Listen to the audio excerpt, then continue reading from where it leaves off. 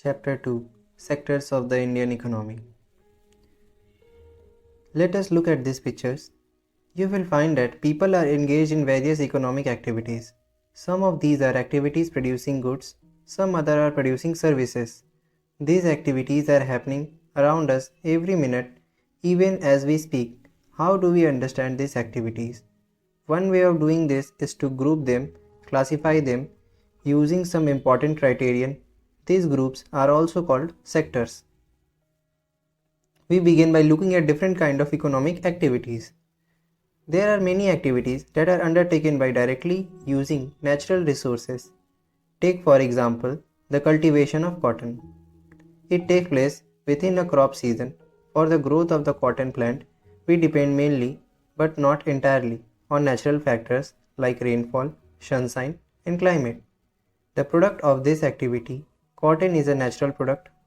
Similarly, in the case of an activity like dairy, we are dependent on the biological process of the animals and availability of fodder, etc. The product here, milk, also is a natural product. Similarly, minerals and ores are also natural products. When we produce a good by exploiting natural resources, it is an activity of the primary sector. Why primary? This is because it forms the base for all other products that we subsequently make. Since most of the natural products we get are from agriculture, dairy, fishing, forestry, this sector is also called agriculture and related sectors. The secondary sectors cover activities in which natural products are changed into other forms through way of manufacturing that we associate with industrial activity. It is the next step after primary. The product is not produced by nature but has to be made, and therefore some process of manufacturing is essential. This could be in a factory, a workshop, or at home. For example, using cotton fiber from the plant. We spin yarn and weave cloth. Using sugarcane as a raw material, we make sugar or gur. We convert earth into bricks and use bricks to make houses and buildings. Since this sector gradually became associated with the different kind of industries that came up, it is also called as industrial sector. After primary and secondary, there is a third category of activities that fall under tertiary sector and is different from the above two. These are activities that help in the development of the primary and secondary sectors. These activities by themselves do not produce a good, but they are an aid or a support for the production process. For example, goods that are produced in the primary or secondary sector would need to be transported by trucks or trains and then sold in wholesale and retail shops. At times, it may be necessary to store these in godowns. We also may need to talk to others over telephone or send letters or borrow money from banks to help production and trade. Transport, storage, communication, banking, trade are some examples of tertiary activities. Since these activities generate services rather than goods, the tertiary sector is also called the service sector. Service sector also includes some essential services that may not directly help in the production of goods. For example, we require teachers, doctors, and those who provide personal services such as washermen, barbers, cobblers, lawyers, and people to do administrative and accounting works. In recent times, certain new services based on information technology such as internet cafe, ATM booths, call center, software companies, etc. have become important. Economic activities, though are grouped into three different categories, are highly interdependent. Let's look at example of economic activities. Example: imagine what would happen if farmer refused to sell sugarcane to a particular sugar mill. The mill will have to shut down. What does this show? This is an example of the secondary or industrial sector being dependent on the primary. Comparing the three sectors, the various production activities in the primary, secondary, and tertiary sectors produce a very large number of goods and services. Also, the three sectors have a large number of people working in them to produce these goods and services. The next step, therefore, is to see how much goods and services are produced and how many people work in each sector. In an economy, there could be one or more sectors which are dominant in terms of total production, and employment, while other sectors are relatively small in size. How do we count the various goods and services and know the total production in each sector? With so many thousands of goods and services produced, you might think this is an impossible task. Not only would the task be enormous, you might also wonder how we can add up cars and computers and nails and furniture. It won't make sense. You are right in thinking so. To get around this problem, economists suggest that the values of goods and services should be used rather than adding up the actual number. For example, if 10,000 kgs of wheat is sold at rupees 20 per kg, the value of wheat will be rupees 2 lakh. The value of 5,000 coconut at rupees 15 per coconut will be rupees 75,000. Similarly, the value of goods and services in the three sectors are calculated and then added up. Remember, there is no precaution one has to take. Not every good that is produced and sold need to be counted. It makes sense only to include the final goods and services. Take for instance a farmer who sells wheat to a flour mill for rupees 20 per kg. The mill grinds the wheat and sells the flour to a biscuit company for rupees 25 per kg. The biscuit company uses the flour and things such as sugar and oil to make 4 packets of biscuit. It sells biscuit in the market to the consumer for rupees 80, rupees 20 per packet. Biscuits are the final good, that is goods that reach the customers. Why are the only final goods and services counted? In contrast to the final good, goods such as wheat and the wheat flour in this example are intermediate goods. Intermediate goods are used up in producing final goods and services. The value of final goods already includes the value of all intermediate goods that are used in making the final good. Hence, the value of rupees 80 for the biscuit already includes the value of the flour, rupees 25. Similarly, the value of all other intermediate goods would have been included. To count the value of the flour and wheat separately is therefore not correct, because then we would be counting the value of the same thing a number of times, first as wheat, then as flour, and finally as biscuit. The value of final goods and services produced in each sector during a particular year provides the total production of the sector for that year, and the sum of the production in the three sectors give what is called the gross domestic product (GDP) of a country. It is the value of all final goods and services produced within a country during a particular year. GDP shows how big the economy is. In India, the mammoth task of measuring GDP is undertaken by a central government ministry. This ministry, with the help of various government departments of all the Indian states and union territories, collect information relating to total volume of goods and services and their prices, and then estimates the GDP. Historical changes in sectors. Generally, it has been noted from the histories of many now developed countries that at initial stage of development, primarily sectors was the most important sector of economic activity. As the method of farming changed and agriculture sector began to prosper, it produced much more food than before. Many people could take up other activities. Now, there were increasing number of craftspersons and traders. Buying and selling activities increased many times. Besides, there were also transporters, administrators, army, etc. However, at this stage, most of the goods produced were natural products from the primary sector, and most people were also employed in this sector. Over a long time, more than 100 years, and especially because new methods of manufacturing were introduced, factories came up and started expanding. Those people who had earlier worked on farms now began to work in factories in large numbers. They were forced to do so. As you read in history chapters, people began to use many more goods that were produced in factories at cheap rates. Secondary sector gradually became the most important in total production and employment. Hence, over time, a shift had taken place. This means that the importance of the sector had changed. In the past 100 years, there has been a further shift from secondary to tertiary sector in developed countries. The service sector has become the most important in terms of total production. Most of the working people are also employed in the service sector. This is the general pattern observed in developed countries. What is the total production and employment in the three sectors of India? Over the 3 years, have there been changes similar to the pattern observed for the developed countries? We shall see in the next section. Primary, secondary and tertiary sectors in India. Graph 1 shows the production of goods and services in the three sectors. This is shown for 2 years 1973 to 74 and 2013 to 14. We have used the data for these 2 years because the data are comparable and authentic. You can see how the total production has grown over the 40 years.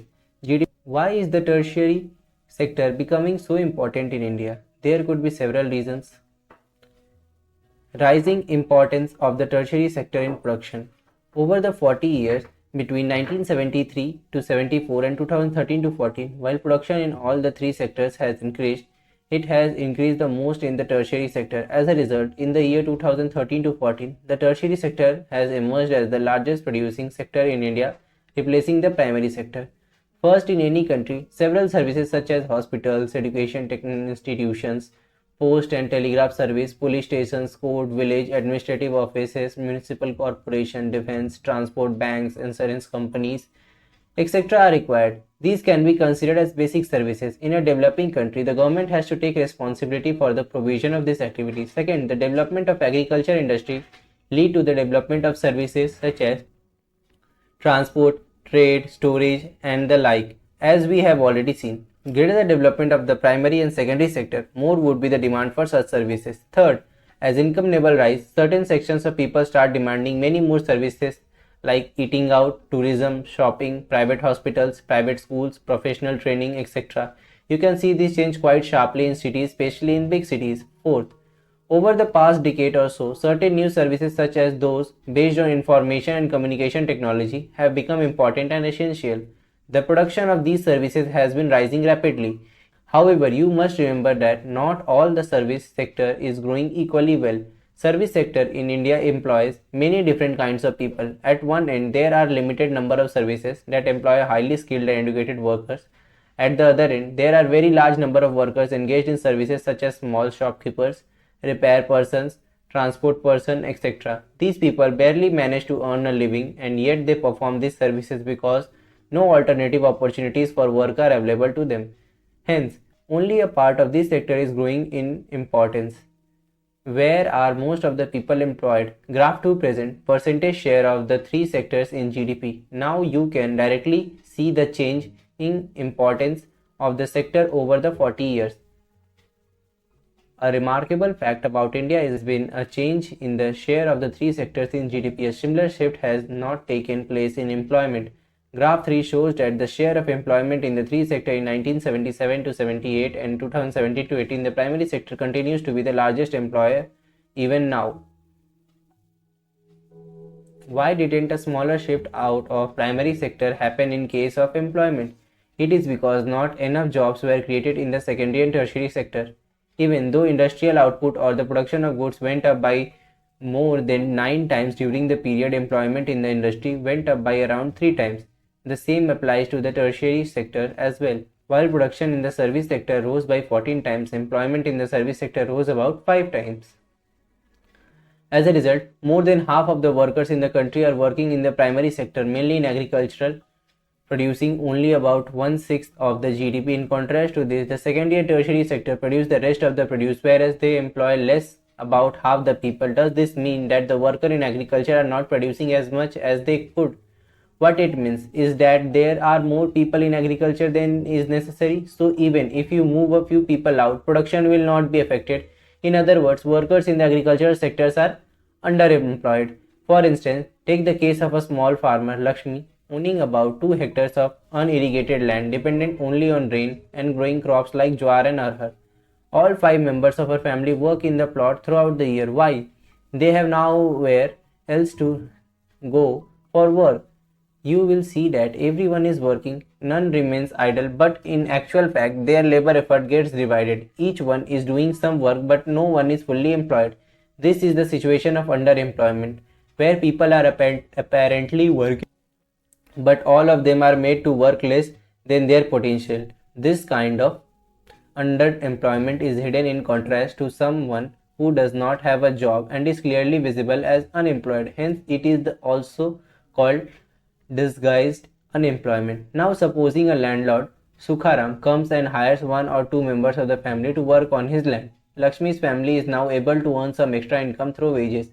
Since you do not need 5 people to look after that small plot.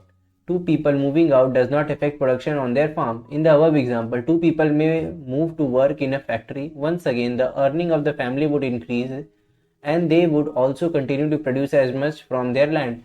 There are lakhs of farmers like Lakshmi in India. This means that even if we remove a lot of people from agricultural sector and provide them with proper work elsewhere, agricultural production will not suffer. The income of the people who take up other work would increase the total family income. This underemployment can also happen in other sectors. For example, there are thousands of casual workers in the services sector in urban area who search for daily employment.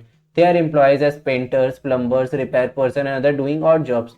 Many of them don't find work every day. We see other people of the service sectors on the street pushing a cart or selling something where they make spend the whole day but earn very little. They are doing this work because they do not have better opportunities. How to create more employment? From the above discussion, we can see that there continues to be a considerable underemployment in agriculture. There are also people who are not employed at all. In what ways can one increase employment for people? Let us look at some of them. Take the case of Lakshmi with her 2-hectare plot of unirrigated land. The government can spend some money or bank can provide a loan to construct a well for her family to irrigate the land. Lakshmi will then be able to irrigate her land and take a secondary crop wheat during the Rabi season. Let us suppose that 1 hectare of wheat can provide employment to 2 people for 50 days, including sowing, watering, fertilizer, application and harvesting. So 2 more members of the family can be employed in her own field. Now suppose a new dam is constructed and channels are dug to irrigate many such farms. This could lead to a lot of employment generation within the agriculture sector itself, reducing the problem of underemployment. Now suppose Lakshmi and other farmers produce much more than before. They would also need to sell some of this. For this, they may be required to transport their product to a nearby town. If the government invests some money in the transportation and storage of the crops, or makes better rural roads so that mini trucks reach everywhere, several farmers like Lakshmi who now have access to water can continue to grow and sell these crops. These activities can provide productive employment to not just farmers but also others such as those in service like transport or trade. Lakshmi's need is not confined to water alone. To cultivate the land, she also needs seeds, fertilizers, agricultural equipment, and pump sets to draw water. Being a poor farmer, she cannot afford many of these, so she will have to borrow money from money lenders and pay a high rate of interest. If the local bank give her credit at a reasonable rate of interest, she will be able to buy all of this in time and cultivate her land. This means that along with water, we also need to provide cheap agricultural credit to the farmer for farming to improve.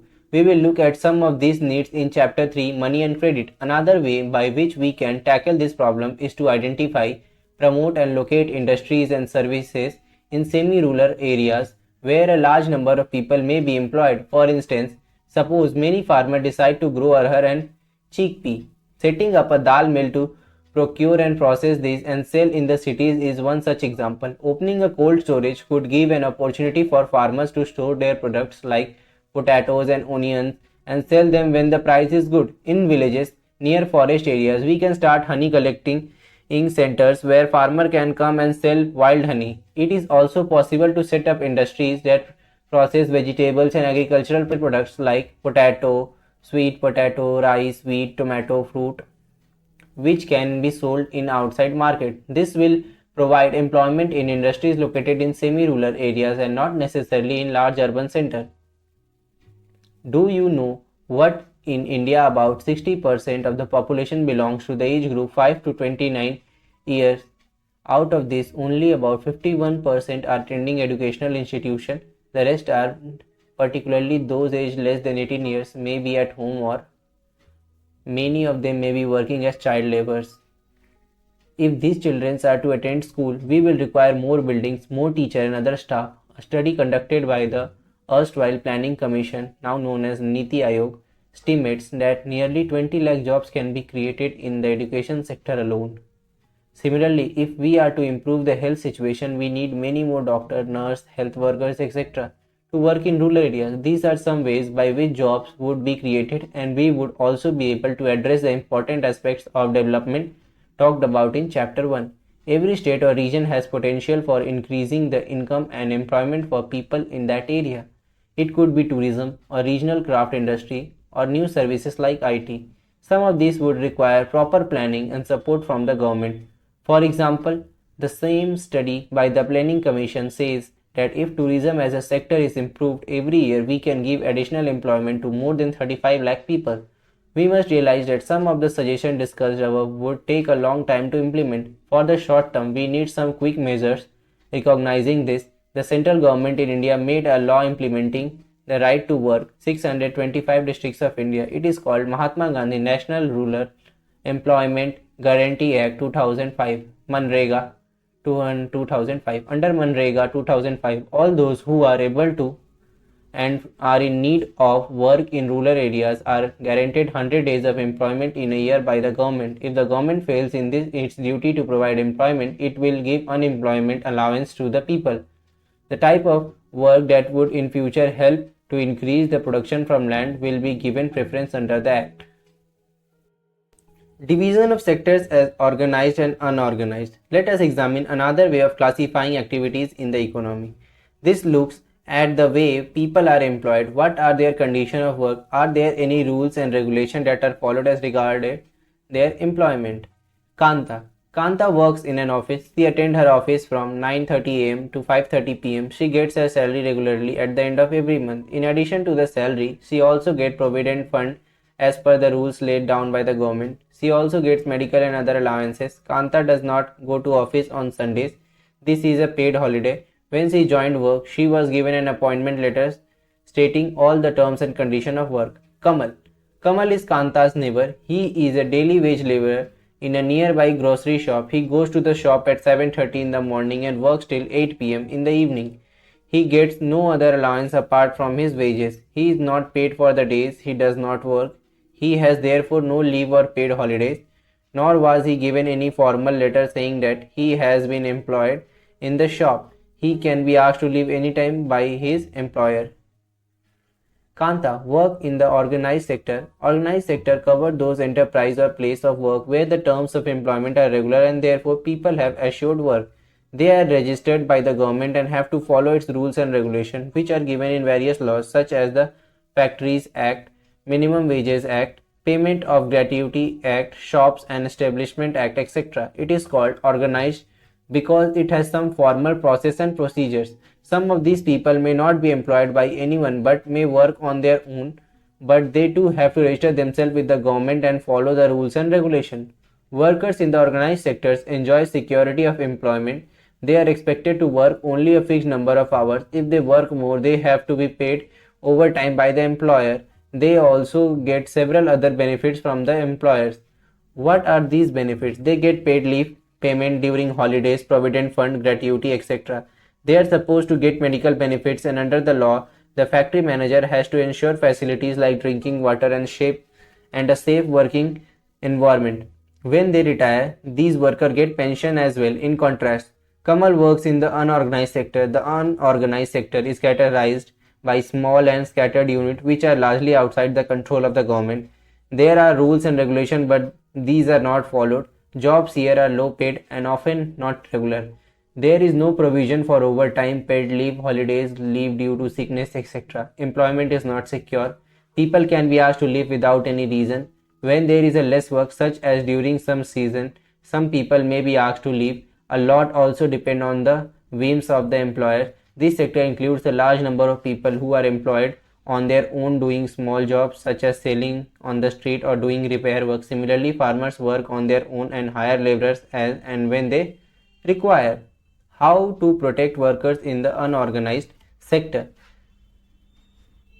The organized sectors offer jobs that are the most sought after, but the employment opportunity in the organized sectors have been expanding very slowly. It is also common to find many organized sectors enterprises in the unorganized sector. They adopt such strategies to evade taxes and refuse to follow laws that protect laborers. As a result, a large number of workers are forced to enter the unorganized sector jobs, which pay a very low salary. They are often exploited and not paid a fair wage. Their earnings are low and not regular. These jobs are not secure and have no other benefits. Since the 1990s, it is also common to see a large number of workers losing their jobs in the organized sector. These workers are forced to take up jobs in the unorganized sectors with low earning. Hence, besides the need for more work, there is also a need for protection and support of the workers in the unorganized sectors. Who are these vulnerable people who need protection? In the rural areas, the unorganized sectors mostly comprise of landless agricultural laborers, small and marginal farmers, sharecroppers, and artisans such as weavers, blacksmiths, carpenters, and goldsmiths. Nearly 80% of the rural households in India are in small and marginal farmer category. These farmers need to be supported through adequate facility for timely delivery of seeds, agricultural inputs, credit, storage facilities, and marketing outlets. In the urban areas, unorganized sector comprise mainly of workers in small-scale industry, casual workers in construction, trade and transport, etc. Those who work as street vendors, head load workers, garment makers, rag pickers, etc. Small-scale industry also need government support for procuring raw materials and marketing of output. The casual workers in both rural and urban areas need to be protected. We also find a majority of workers from scheduled caste, tribes, and backward communities find themselves in the unorganized sector. Besides getting the irregular and low paid work, these workers also face social discrimination. Protection and support to unorganized sector workers is thus necessary for both economic and social development. When factories close down, many once regular workers are found selling goods or pushing a cart or doing some other odd job. Sectors in terms of ownership, public and private sectors. Another way of classifying economic activities into sectors could be on the basis of who owns assets and is responsible for the delivery of services. In the public sector, the government owns most of the assets and provides all the services. In the private sector, ownership of assets and delivery of service is in the hands of private individual or companies. Railway or post office is an example of public sector where companies like Tata Irons and Steel Company Limited or Reliance Industry Limited are privately owned. Activities in the private sector are guided by motive to earn profits. To get such service, we have to pay money to these individuals and companies. The purpose of the public sector is not just to earn profit. Government raise money through taxes and other ways to meet expenses on the services rendered by it. Modern day government spend on a whole range of activities. What are these activities? Why do government spend so much on activities? Let's find out. There are several things needed by the society as a whole, but which the private sector will not provide at reasonable cost. Why? Some of these need spending large sum of money, which is beyond the capacity of the private sector. Also, collecting money from thousands of people who use this facility is not easy.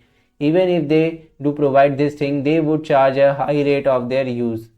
Example are construction of roads, bridge, railways, harbors, generating electricity, providing irrigation through dams, etc. Thus, governments have to undertake such heavy spending and ensure that these facilities are available for everyone.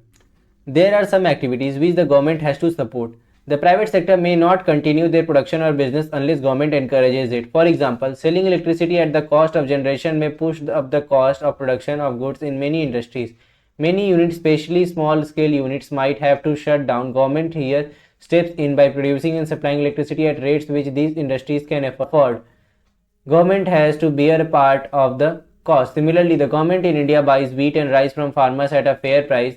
These it stores in its godown and sell at a lower price to consumers through ration shops. You have read about this in the chapter of food security in class 9. The government has to bear some of the cost. In this way, the government supports both farmers and consumers. There are large number of activities which are primary responsibility of the government. The government must spend on this, providing health and education facilities for all. In example, we have discussed some of these issues in the first chapter. Running proper schools and providing quality education, particularly elementary education, is the duty of the government. India's size of illiterate population is one of the largest in the world. Similarly, we know that nearly half of India's children are malnourished and a quarter of them are critically ill. We have read about infant mortality rates. The infant mortality rate of Odisha 40 or Madhya Pradesh 48 is higher than some of the poorest regions of the world. Government also need to pay attention to aspects of human development such as availability of safe drinking water, household facilities for poor and food and nutrition. It is also the duty of the government to take care of the poorest and most ignored regions of the country through increased spending in such areas. Summing up, in this chapter, we have looked at the ways of classifying economic activities into some meaningful groups. One way of doing this is to examine whether the activities relate to the primary, secondary, or tertiary sectors. The data for India for the last 30 years show that while goods and services produced in the tertiary sector contribute the most to GDP, the employment remains in the primary sector. We have also seen What all can be done for increasingly employment opportunities in the country? Another classification is to consider whether people are working in organized or unorganized sector. Most people are working in unorganized sectors and protection is necessary for them. We also looked at difference between private and public activities and why it is important for public activities to focus on certain areas.